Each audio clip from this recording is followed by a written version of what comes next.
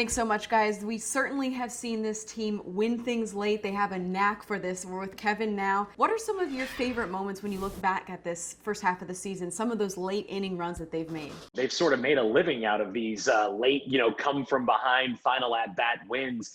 I would say probably the Nick Markakis one is my favorite one for this season, just based on the fact that, he opts out, then he has a change of heart, he comes back, and then boom, he hits a walk-off home run.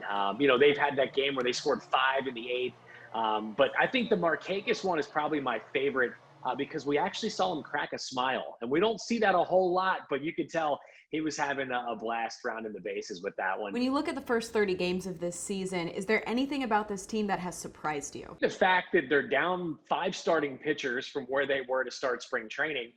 They've had to go on without their 1 and 2 hole hitters in Ronald Acuna Jr. and Ozzie Albies for the first basically 3 weeks of the season.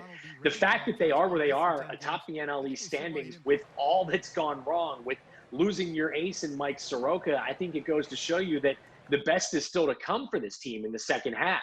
Through 30 games, they're on pace to win 36 games. That might not seem like a lot, but 36, 37 wins, that's going to be good enough to win another NL East title.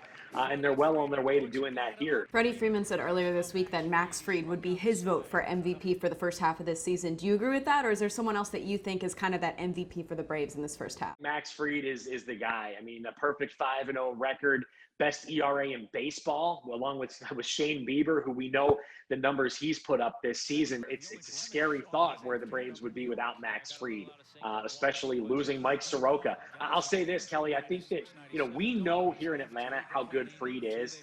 I don't think people nationally understand just how special of a pitcher he is.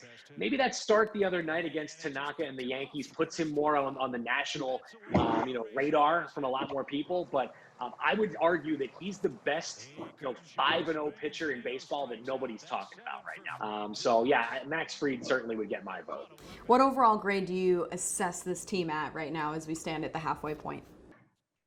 I would say a B plus. Again, they haven't had their full complement of players or pitching staff.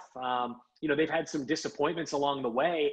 But again, overall, 18 and 12 through your first 30, and we haven't said a whole lot of good things about this team just yet. So I would say B plus, I think is pretty fair.